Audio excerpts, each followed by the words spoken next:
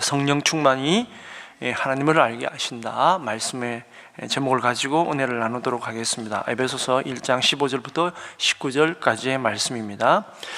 교독합니다. 이로 말미암아 주 예수 안에서 너희 믿음과 모든 성도를 향한 사랑을 나도 듣고 내가 기도할 때에 기억하며 너희로 말미암아 감사하기를 그치지 아니하고 우리 주 예수 그리스도의 하나님 영광의 아버지께서 지혜와 계시의 영을 너희에게 주사 하나님을 알게 하시고 너희 마음의 눈을 밝히사 그의 부르심의 소망이 무엇이며 성도 안에서 그 기업의 영광의 풍성함이 무엇이며 그의 힘의 위력으로 역사하심을 따라 믿는 우리에게 베푸신 능력의 지극히 크심이 어떠한 것을 너희로 알게 하시기를 구하노라.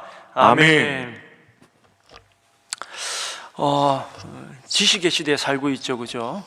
우리가 아는 것이 참 중요한 시대에 살고 있습니다. 베이컨이 아는 것이 힘이다라고 한 공식적인 어떤 철학적인 용어가 시작되면서부터 어떤 정보를 알고 있고 지식을 알고 있다는 것이 굉장히 힘이고 능력으로 나타나고 있습니다.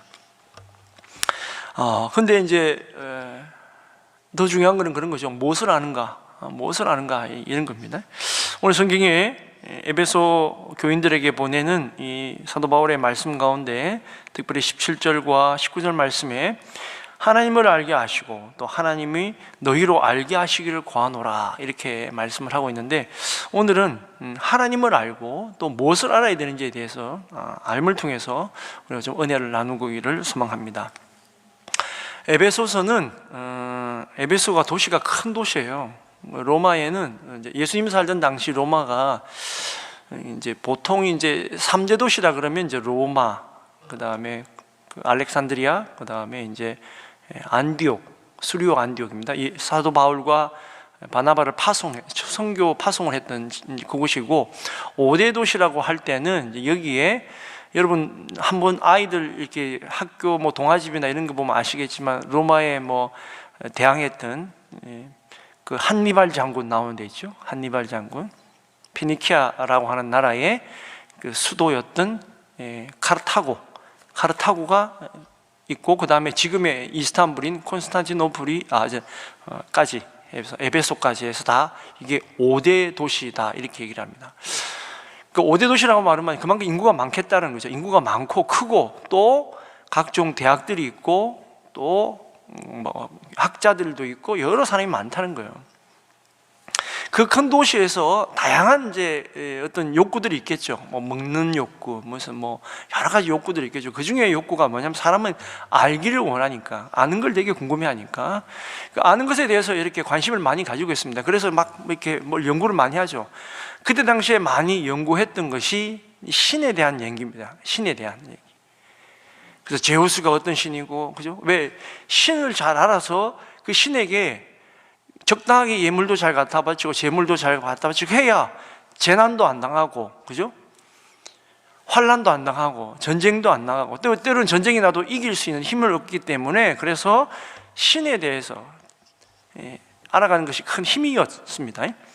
특별히 천체를 잘 아는 사람들은 굉장히 힘이 있는 사람이었어요. 그래서 그 사람들을 이제 우리가 성경에는 이제 그거를 마귀, 나중에 이제 그 사람 마법사 이렇게 얘기를 합니다만, 그 사람 사실은 별을 연구하는 사람이에요. 왜 그게 중요하냐면 특정한 시기에 보니까 어떤 별이 어떤 별과 이렇게 겹치다 보니까 갑자기 재난이 일어나더라는 거예요.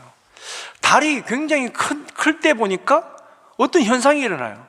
어떤 데 보니까 사람들이 놀래 자빠지는 게 어떤 게 있습니까? 달과 해가 이렇게 겹쳐. 또 해와 달이 겹쳐. 평생에 못 보는 경우도 있죠. 뭐 수백 년 만에 한 번씩 온다든지, 뭐 수십 년 만에 한 번씩 온다든지, 이런 현상을 보게 되면 사람들이 놀래 자빠지는 거예요. 이게 신이 노해서 그렇다. 예전엔 천체 모를 때, 그죠? 이게 이제 과학자들이, 천체 물리학자들이 이제 나중에 알아서, 이거는 하나님이 만든 자연 법칙인데 이게 어떤 현상이 이렇다. 그럴 때는 뭐 중력이 어떻게 해서 만유력이 어떻게 해서, 이것도 사실 알아낸 것도 다 신학자고 다 신앙인들이에요. 사실은 파스칼 같은 사람들, 유명한 신학자이기도 하지만 천체 물리학자이기도 한데요. 그러니까 그때는 신이 주로 관심사였어요. 그런데 그걸 깼던 아주 유명한, 여러분도 뭐 누구나 다 아는, 뭐 우리나라 사람들 대부분 다 학교를 다 나왔기 때문에 다 들어보셔서 알겠습니다만, 소크라테스가 그랬죠. 너 자신을 알라. 그죠? 다 들어보셨잖아요. 그죠? 예. 전문 용어로 네 꼬라지를 알라. 이렇게. 그 말은 원래는 이제 델피라고 하는 신전에 있는 이제 그 입구에 너 자신을 알라 이렇게 돼 있는 문구예요. 그 소리는 뭐냐면, 너는 신 앞에 나올 때 네가 얼마나 연약한 존재인지를 알아라 이거예요. 겸손히 나와라는 거예요. 근데 그 관점을 소크라테스는 인간 자기 성찰로 바꿉니다. 인간 스스로를 너 스스로를 되돌아봐라는 거예요. 신을 자꾸 탓하고 신을 바라볼 것이 아니라 네 속에 있는 너가 어떤 존재인가에 대해서 내 고민을 해봐라는 거예요. 그 이후로 모든 철학은 다 그 다음부터는 필로조피, 소피아, 필로란 말이 사랑한다는 말이거든요. 필라델피아 뭐 도시 이름 알죠? 이런 거 다 사랑한다는 뜻이에요. 근데 소피, 지혜, 인간이 지식과 지혜를 이제 사랑하는 것, 그걸 알아보는 학문이 철학입니다. 그래서 그 철학의 중심은 인간이 되어버렸습니다. 그리고 이제 완전히 분리가 되죠. 그러면 하나님을 알아갔던 건 어떻게 됩니까? 테오로지에서 신학으로 완전히 분리가 되어버려요. 그래서 철학과 신학은 방법론은 비슷한데 분리가 되어버립니다. 서로 배우긴 해요. 배우긴 합니다. 자, 인간이 그로 말미암아서 하나님을 아는 것보다 인간이 알아가는 것에 더 관점이 더 가면서 인간을 어떻게 바라보느냐, 이렇게 어떻게 바라보느냐, 어떤 시대에 바라보느냐에 따라서 이제 완전히 좀 개념이 좀 많이 달라지기 시작했습니다. 우리가 목사님들이나 설교할 때도 많이 여러분 한 번씩 들어보셨겠지만, 인간 몸이 있잖아요. 평균적으로 제가 오늘 와서 목욕탕에 몸무게 재보니까 69점 얼마 나오는데 70kg 나옵니다. 지금 제가 살이 쪄가지고 엄청 몸이 힘들어요. 지금 65kg를 넘어가니까 너무너무 힘들어. 다리가 근육이 여기 살이 쪄가지고 터질 것 같아. 근데 제가 책을 보니까 제 몸무게가 딱 연구하기에 좋은 몸이더라고요. 딱 70kg. 70kg를 딱 연구를 해보니까 인간의 이렇게 분리를 해보니까요, 그냥 화학적으로 분리를 해보니까 싸면 $1 나오고, 싸면 $1 나오고, 이거 태워서 제로 만들어 보니까 $1밖에 안 되는 거예요. 우리나라 돈은 한 1,400원밖에 안 돼. 이걸 가지고 이제 화학적으로 이렇게 쓰면 한 몇백만 원 정도 나온답니다. 근데 이제는 이거를 생화학적으로 분석을 하니까 값어치가 확 올라가요. 예를 들면 인간 몸에 있는 알부민을 뺀다든지, 또 인슐린을 뺀다든지, 콜라겐을 뺀다든지, 이런 거 등등, 이렇게 생화학적으로 분해해서 하니까 수십억에서 수백억의 가치가 나온다 그러더라고요. 그전에는 인간의 몸이 그런 걸 이용할 줄 모를 때는 별로 이제 값어치를 몰랐는데, 이제 보니까 어마어마하게 돈이 이제 된다는 것을 알았습니다. 실제로 그렇다고 사람 몸을 그렇게 할 수는 없죠. 근데 요즘은 참 무서운 시대에 살고 있습니다. 저희가, 그죠? 장기 밀매하는 사람들은, 그죠? 사람 죽여가지고 잔인하죠, 그죠? 어떻게 산 사람을 그냥 합체해가지고 장기를 떼서, 실제로 중국에 그런 게 많다 그러잖아요. 이번에 우리가 캄보디아 사태 여러분 들어보셨겠지만, 잡아가가지고 쓸모없으니까, 그죠? 잡아가 죽여가지고 그 장기를 다 빼내서 중국의 부자들한테 수출 넘긴다든지 몇백만 원 넘긴다든지. 여러분 병원 가보시면 무서운 글귀가 있습니다. 연락 주세요 이라고 연락 전화번호가 딱 있어. 그죠? 돈 급한 사람 오라는 거예요. 왜? 우리도 급하다. 신장 하나 떼주면 우리가 돈 얼마 줄게. 이런 거예요. 무서운 문구죠.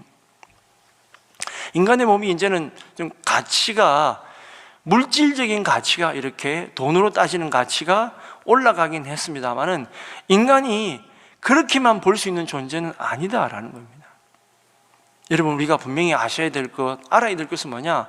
우리가 지금 내 옆에 있는 사람은 단순히 저 사람의 몸뚱아리로만 판단하면 안 된다는 거예요. 지금 사람을 판단하는 기준이 뭡니까? 저 사람이 무슨 옷을 입고 있냐는 거예요. 저 사람이 구찌를 입고 있느냐. 예? 아이들은 그게 자존감이 굉장히 커요. 그게 실망감도 큽니다. 제 입 때만 해도 나이키 입는 애들하고 프로스펙스 입는 애들하고 완전히 분류가 달라요. 지금은 뭔지 모르겠어요. 옛날에 있죠, K2 있죠. 전국의 중고등학생들이 입는다는 노스페이스 이런 거. 입으면 인간 취급받고 못 입으면 가난하고 불쌍한 애. 이런 식으로 키가 크고 뭐 몸이 뚱뚱하고 여기에 인간의 평가가 다 들어가는 거예요. 그러다 보니까 어느 정도의 수준을 맞추지 못하고 기준에 들지 못하면 스스로 자존감이 떨어지면서 나는 쓸모없는 존재야. 나는 아무것도 할 수 없어. 내가 가진 것은 우리 집은 이거밖에 안 되니까 그러면서 사람이 점점 나락으로 빠지는 경우가 많이 있습니다.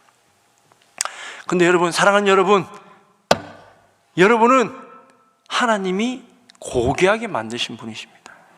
오늘 혹시 이 설교 한번 듣고 밖에 나가면서 뭐 극단적인 생각을 했던 분이 계시다면 여러분 절대로 그런 생각하시면 안 됩니다. 세상이 어떻게 평가한다 할지라도 지금 여러분은 천국에서 해보다도 빛날 사람들입니다. 그건 우리의 물질로 판단할 수 없는 거예요. 그거는 사람의 생김새로 판단할 수 없는 거예요. 하나님이 우리 속에 생명을 불어넣어 주신 이상 우리는 하나님이 가장 아끼는 존재다라는 겁니다. 천사보다 더 아끼는 존재다라는 겁니다. 그렇기 때문에 우리는 스스로 내가 아무것도 할 수 없는 육체와 연약한 것을 갖다 할지라도 내가 주님만 바라볼 수 있는 영만 있다 그러면 우리는 그 천국에서 하늘을 날아다니는 좀 놀라운 존재로 변화될 것이다 라는 것입니다. 우리가 그걸 잊으면 안 돼요. 그 사도 바울이 에베소 1장에서 있잖아요. 1절부터 2절까지가 그냥 사도 에베소에 있는 교인들에게 그 큰 도시에서 도대체 하나님을 믿고 싶고 또 하나님을 따르기 하지만 또 여러 가지 갈등이 있는, 무엇을 제대로 알아야 될까 갈등하고 있는 그들에게 인사 말씀 1, 2절 딱 하고 나서 3절부터 14절까지 하나님 찬양을 합니다. 하나님 찬양만 합니다. 1장은. 그리고 15절부터 23절까지 뭐 하는 줄 아세요? 하나님께 기도합니다. 그래서 오늘 읽은 게 뭐냐? 기도문이에요. 에베소 교인들에게 기도하는 겁니다. 하나님께 에베소 교인을 향해서 이렇게 기도합니다. 뭐라고 얘기합니까? 15절에 이로 말미암아 우리 주 예수 그리스도 안에서 너희 믿음과 모든 성도를 향한 사랑을 나도 듣고 내가 기도할 때에 그러면서 하는 얘기가 뭐냐? 너희들이 좀 알기를 바란다 이런 얘기입니다. 뭘 알기를 바라냐? 오늘 사도 바울이 우리로 하여금 뭘 알기를 바라느냐를 세 가지를 통해서 우리가 은혜를 나눴으면 좋겠습니다. 첫 번째는 하나님을 아는 지식을 얻기 위해서 기도해야 된다. 하나님을 아는 지식을 위해서 기도해야 된다. 17절 말씀 읽습니다. 시작. 우리 주 예수 그리스도의 하나님 영광의 아버지께서 지혜와 계시의 영을 너희에게 주사 하나님을 알게 하시고. 아멘. 아멘. 바울의 첫 번째 이 기도하면서 하는 제목이 뭐냐면 하나님을 아는 지식을 가져라라는 겁니다. 여러분, 우리가 성경에 호세아서 6장 3절에 그러죠. 하나님을 알자, 여호와를 알자. 어떻게요? 힘써 여호와를 알자. 그동안에 여러분 당시에 서기관도 있었고 랍비도 있었어요. 하나님을 몰랐을까요? 아니요. 여러분 랍비 두세 명만 모이면요 성경 전체가 그냥 쓰여져요. 그만큼 성경을 달달달 알고 있단 말이에요. 근데 여러분 그것이 아는 거였냐? 아니요. 그런 알미 아니었다는 거예요. 그런 지식적인 것이 아니었다는 거예요. 하나님을 만나야 된다는 겁니다.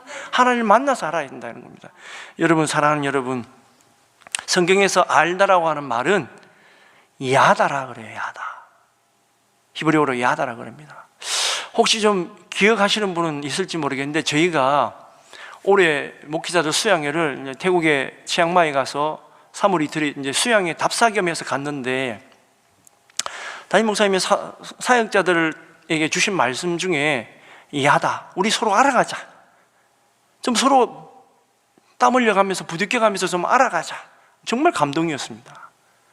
그 마지막 날 서로 허깅하면서 정말 뜨겁게 우리가 감동하면서 왔는데 그때 우리가 마지막 영상을 만들 때 그 야다라는 영상을 이렇게 쫙 만들었어요. 기억나실지 모르겠는데, 그리고 맨 마지막이 뭐냐? 우리가 기도로 한국교회와 한빛교회를 지킨다 이래가지고 어벤져스 영상을 탁 만든 게 있어. 예, 우리 교회 홈페이지에 있습니다. 여러분 보시죠. 예, 아주 재밌게 만들었는데 이 야다란 말을 써요. 야다란 말. 자, 결혼하셨죠, 그죠? 결혼하신 분 많죠? 자, 어떤 이제 처녀 총각이 결혼해서 10년 동안 연애를 했습니다. 10년 동안 연애했으면 거의 다 알겠죠, 이제, 그죠? 거의 다 알 거 아닙니까? 이렇게 10년 동안 알 거라 생각하고 결혼을 했는데, 근데 결혼한 지 한 달 정도밖에 안 되는데 뭐라고 이 사람들이 느끼냐면, 내가 이 사람에 대해서 아는 것이 거의 없구나 라는 것을 알게 됐다는 거예요. 자, 상대방은 변했습니까? 안 변했습니까? 상대방은 안 변했죠. 사람이 변한 게 아닙니다. 안다는 것은 10년 동안 나는 저 사람에 대한 정보를 알았다는 거지. 저 사람의 집안이 어떻고, 그죠? 습관이 어떻고, 뭘 좋아하고, 생각하는 게 무엇이고, 뭐 이런 등등등이에요. 근데 여러분, 그 너머에 있는 뭔가 또 있었는데 말로 표현할 수 없지만 그 뭔가가 있더라는 거예요. 우리는 그것이 더 중요합니다, 사실은. 우리는 서로의 표피적인 것밖에 몰라요. 어느 분이 기도하고, 어느 분이 찬송하고, 어느 분이 뭐 할 때, 아유, 소리 좋네, 노래 잘하네, 저분은 왜 노래 저렇게 못할까? 그런데 여러분, 정말 절망적인 경험을 하고 교회 오신 분이 찬송을 하는데 꾀꼬리 같은 목소리로 룰루랄라 룰루랄라 이렇게 찬양할 수 있습니까? 그냥 목소리가 찌그러드는 거예요. 울면서 찬양하는 겁니다. 그 소리는 아름다운 소리입니까? 아닌 겁니까, 여러분? 그 소리를 듣고 내가 아름답다, 예쁘다, 잘 부른다 판단할 수 있는 소리가 아니에요. 그런 소리는 판단할 수 없는 겁니다. 그냥 느껴야 돼요. 그냥 그 사람의 마음을 알면 느껴지는 거예요, 여러분.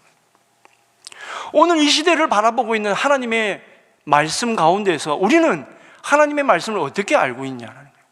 하나님을 아는 지식을 가져야 되는데 정말 하나님 마음을 알고 우리가 하나님을 알아가느냐라는 거예요. 그냥 내 기도 응답해주면 좋은 하나님, 내 기도 응답 빨리 안 해주면 나쁜 하나님, 우리 하나님 능력이 없어. 어제 이몽교회 가면서도 그랬습니다. 여러분, 어떤 교회가 좋은 교회입니까? 내가 기쁨을 누리는 교회가 좋은 교회입니까?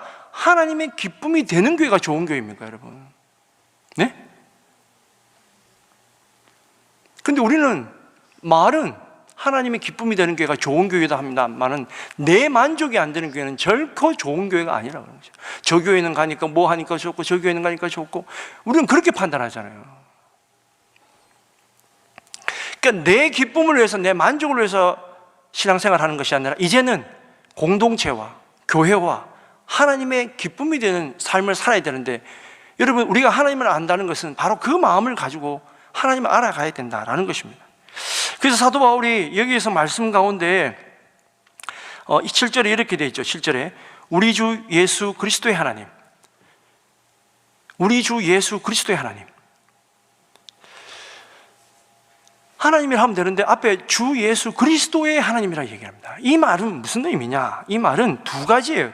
여러분, 사도 바울이 7절에서 하는 말씀은 두 가지인데, 첫 번째가 예수 그리스도의 하나님 아버지, 하나님이라는 거예요. 이게 무슨 의미냐? 자, 요한복음 14장 9절에서 12절 말씀 교독합니다.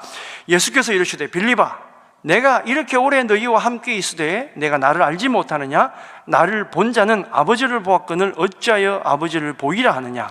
내가 아버지 안에 거하고 아버지는 내 안에 계신 것을 내가 믿지 아니하느냐? 내가 너희에게 이르는 말은 스스로 하는 것이 아니라 아버지께서 내 안에 계셔서 그의 일을 하시는 것이라. 내가 아버지 안에 거하고 아버지께서 내 안에 계심을 믿으라. 그렇지 못하겠거든 행하는 그 일로 말미암아 나를 믿으라. 내가 진실로 진실로 너희에게 이르노니 나를 믿는 자는 내가 하는 일을 그도 할 것이요 또한 그보다 큰 일도 하리니 이는 내가 아버지께로 감이라. 아멘. 아멘. 예, 이 말씀이 무슨 의미? 우리는 예수 그리스도를 통해서 보여주신 그 하나님을 알아야 된다는 얘기입니다. 오직 예수를 통해서만 우리 하나님을 알 수가 있습니다. 아무리 좋은 수식어고 아무리 희한한 좋은 말이랄지라도 예수를 통하지 않고는 다 왜곡되고 인간의 생각이고 버려야 될 것입니다. 배설물인 거예요. 예수께서 이 땅에서 보여주신 목적은, 이 땅에 오신 목적은 뭐냐? 본인을 통해서, 자신을 통해서 아버지 하나님을 보여주기 위함이었다라는 것입니다.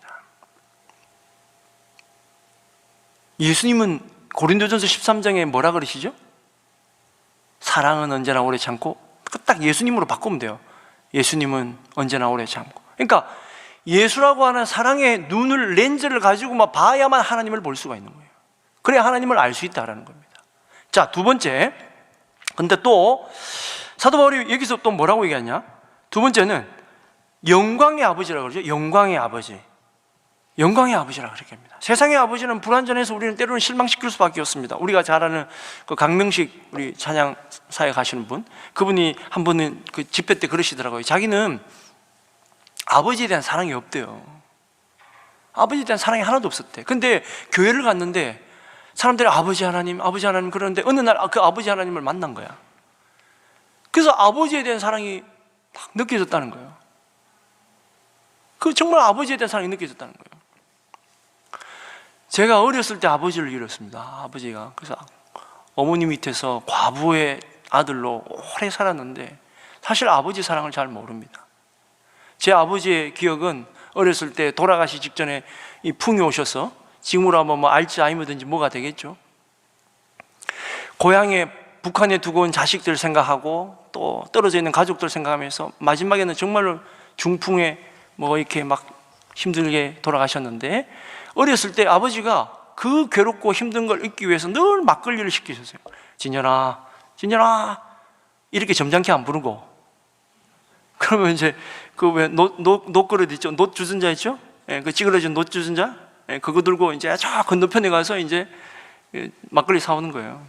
아버지 그거 마시면 그 술 기운에 쓰러지시고 잠자시고 이러셨어요. 그러니까 아버지에 대한 사랑이 없어. 근데 교회를 갔는데 눈물을 흘리면서 아버지를 만난 거예요. 그 하나님을 만난 거예요. 우리가 이 사도 바울이 이 아버지에 대한 마음, 구구절절한 마음을, 이것은 아버지 어머니를 나누자는 소리가 아니에요.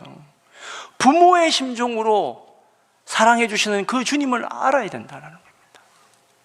하나님은 사랑하는 여러분을 얼마나 사랑하는지 모르십니다. 여러분, 정말 주님 만나보십시오. 여러분, 왜 눈물이 납니까? 사랑 때문에 그래요. 하나님이 나에게 베푸신 사랑 때문에 눈물이 나는 거지. 만나보면 그런 거예요.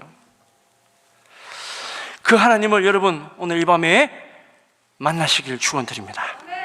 두 번째는 미래의 소망을 아는 지식을 얻기 위해서, 미래에 대한 소망을 아는 지식을 얻기 위해서 기도해야 된다라는 겁니다. 18절 말씀 읽습니다. 시작. 너희 마음의 눈을 밝히사 그의 부르심의 소망이 무엇이며 성도 안에서 그 기업의 영광의 풍성함이 무엇이며. 아멘. 아멘. 이 바울의 두 번째 기도 제목은 미래의 소망을 아는 지식을 가져야 된다. 여러분, 우리는 영광스러운 예비된 미래에 대한 확신을 가지고 살아야 됩니다. 우리는 죽어 뭡니까? 죽어 천국이에요. 기쁘게 죽을 수 있어요. 기쁘게 죽을 수 있습니다. 행복하게 죽을 수 있습니다. 여러분, 그럴 수 있습니까, 여러분? 지금부터 훈련을 쌓아야 돼요. 지금 쌓아야 되는 거예요. 내가 아프면 고통스러우면 어떡할까?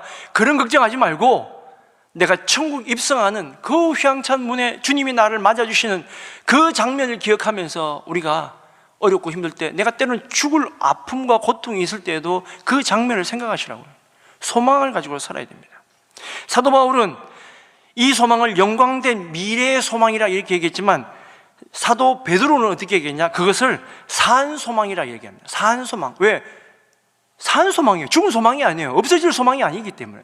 그래서 사도 바울이 베드로가 베드로전서 1장 3절 4절에서 이렇게 말씀합니다. 교독합니다. 우리 주 예수 그리스도의 아버지 하나님을 찬송하리로다. 그의 많으신 긍휼대로 예수 그리스도를 죽은 자 가운데서 부활하게 하심으로 말미암아 우리를 거듭나게 하사 산 소망이 있게 하시며 썩지 않고 더럽지 않고 쇠하지 아니하는 유업을 있게 하시나니 곧 너희를 위하여 하늘에 간직하신 것이라. 아멘. 아멘. 사도 바울이 있잖아요. 디도라고 하는 제자에게 보내는 서신에는 뭐라고 얘기했냐면, 이 소망을 뭐라고 얘기하냐? 복된 소망이다, 그렇게 얘기합니다. 디도서 2장 13절 읽습니다. 시작. 복스러운 소망과 우리의 크신 하나님 구주 예수 그리스도의 영광이 나타나심을 기다리게 하셨으니. 아멘. 아멘. 근데 이 소망이 있잖아요. 그냥 소망이 아니에요. 풍성한 소망이다 얘기합니다. 사도 바울이 히브리서 6장 11절에 같이 읽습니다. 시작. 우리가 간절히 원하는 것은 너희가 각 사람이 동일한 부지런함을 나타내어 끝까지 소망의 풍성함에 이르러. 아멘. 아멘. 할렐루야. 여러분에게 끝까지 풍성한 소망을 놓치지 않는 축복된 성도 되시길 축원드립니다.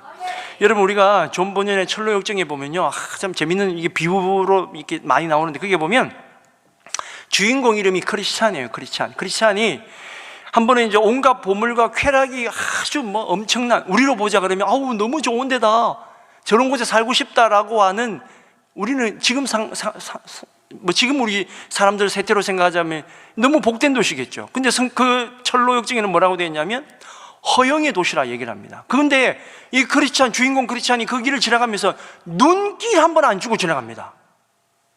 보통 이 다이아도 있고 금덩어리도 있고 있잖아요, 그죠? 요즘 금이 그리 비싸다면서요.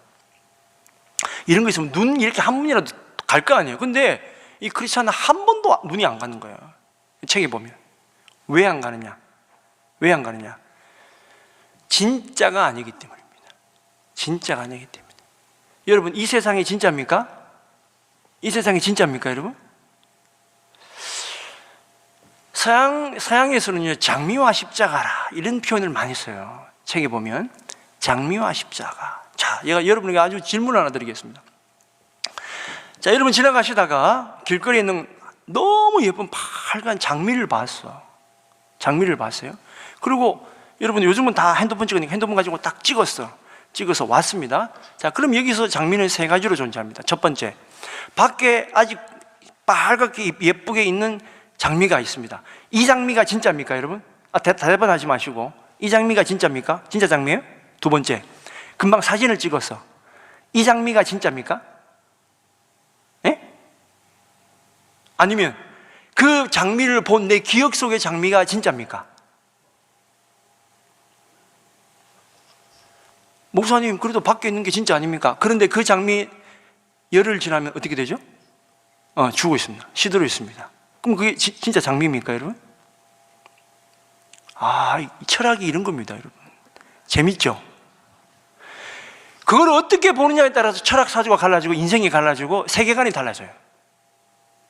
그렇기 때문에 철학은요, 진리를 담고 있지 않아요. 그런데 장미와 십자가라고 얘기할 때 그 십자가가 진리입니다. 십자가. 왜요? 십자가는요, 그때도 존재했지만 지금도 우리 속에 있고 앞으로도 우리를 인도하시고 살아있기 때문에 그렇습니다. 살아있는 하나님의 능력이기 때문에 그게 진짜인 거예요.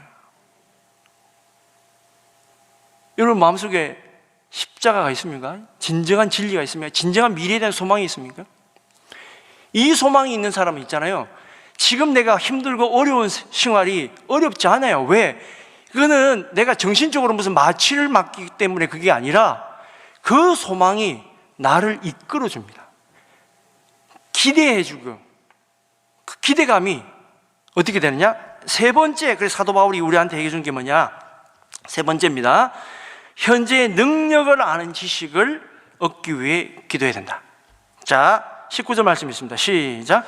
그의 힘의 위력으로 역사하심을 따라 믿는 우리에게 베푸신 능력의 지극히 크심이 어떠한 것을 너희로 알게 하시기를 구하노라. 아멘. 여기 보면 그 힘의 위력으로 역사하심을 따라, 사실 29절에는 능력으로 표현도 나오는데, 우리가 알아야 될 것은 뭐냐? 현재를 살아갈 능력이 바로 그 소망에서 우리를 이끌어 주었기 때문에 현재를 이길 수 있는 능력을 준다는 거예요. 기독교 신앙은 미래의 천국만 그냥 막연히 기다리고 죽을 날짜 기다리는 그런 종교가 아닙니다. 미래에 대한 그 소망이 이 땅의 삶을 무기력하게 견뎌내는 인내하는 종교가 아니라 역사를 바꿔가고 승리하는 강력하고 위대한 능력을 이 땅 가운데 우리 주님은 성령을 충만함을 통해서 우리에게 역사해 주셨습니다. 그게 세계사의 역사에 있어요. 믿는 자에게 나타나는 거고 안 믿는 자에게 없는 거예요. 믿음은 그런 겁니다, 여러분. 여러분 속에 믿음이 생기시길 축원드립니다. 여러분, 내게 능력 주시는 자 안에서 내가 모든 것을 할 수 있다라고 사도 바울이 고백했던 것은, 본인은 지금 세계 선교를 다니고 유럽 선교를 다니면서 연약하고 부족하고 힘들고 자기 생활을 보면 키도 작고 병도 있고 육체에 가시도 있음에도 불구하고 그가 그렇게 말하는 것은 그 능력이 어디서 온다고요? 하나님께로부터 오기 때문에 그는 그렇게 말할 수 있다라는 겁니다. 여러분이 아프십니까? 지금 환경이 어려우십니까? 내 능력으로는 안 되지. 그러나 우리가 능력의 주님을 믿고 믿음 따라 그 역사가 일어나기 때문에 그를 위해서 우리가 더 기도하고, 내가 잘 모르지만 그 능력을 이 성경을 통해서 주님을 통해서 배워나갈 때 그 능력이 내 능력이 되어가는 역사가 하루하루마다 이루어진다는 것입니다. 여러분, 우리는 물론 이 땅에서 환난과 공고, 박해와 위험을 만납니다. 그러나 사도 바울이 다시 한번 담대하게 얘기를 합니다. 로마서 8장 35절에서 37절 말씀, 누가 우리를 그리스도의 사랑에서 끊으리요? 환난이나 공고나 박해나 기근이나 적신이나 위험이나 칼이랴. 기록된 바 우리가 종일 주를 위하여 죽임을 당하게 되며 도살당할 양같이 여김을 받았나이다 함과 같으니라. 같이 읽습니다. 그러나 이 모든 일에 우리를 사랑하시는 이로 말미암아 우리가 넉넉히 이기느니라. 아멘. 이겨도 그냥 이기는 것이 아니고 넉넉하게 이긴다. 여러분, 지금 연말이니까 성탄절 이렇게 캐롤도 많이 듣고 뭐 음악 많이 들으시죠? 유튜브나 인터넷 찾아보시고요, 넉넉히 이기느니라 라고 하는 합창을 한번 들어보십시오. 기가 막힙니다. 넉넉히 이기느니라, 넉넉히 이기는, 멋집니다. 여러분, 사도 바울의 말씀을 통해서 찬양을 만든 노래인데 웅장합니다. 여러분, 우리가 수많은 음악을 듣고 또 이런 시절을 보내도 그냥 음조에 따라서 그냥 음악에 그냥 좋냐 나쁘냐 이런 거 따라하지만, 여러분, 우리는 분명히 아셔야 되는 것은 우리의 찬양은 그냥 흐느끼는 찬양이 아니고 우리의 감정만 건드린 것이 아니고 능력이 나타나는 주님의 말씀이 기도니까 곡조 달린 기도니까. 사도 바울이 얘기했던 것처럼 우리는 오늘 사명을 감당할 현재의 능력을 받은 사람들이기 때문에 우리는 하나님께서 그 믿음을 가진 사람에게는 하나님을 사랑하는 그 사랑으로 말미암아 우리가 넉넉히 이길 수 있는 힘을 우리에게 주신다라는 것입니다. 그 힘은 어디서 오느냐? 기도하는 자에게 성령 충만함이 임할 때에 그에게는 이 약속하셨던 모든 하나님을 아는 것뿐만 아니라 아는 것을 넘어서서 그 능력이 나에게 임해주고, 그 능력이 더 넉넉하게 세상을 변화시키고 내 가정을 변화시키고 내 질병도 이기고 내 환경도 이기는 역사로 나타난다라는 것입니다. 말씀을 정리하겠습니다.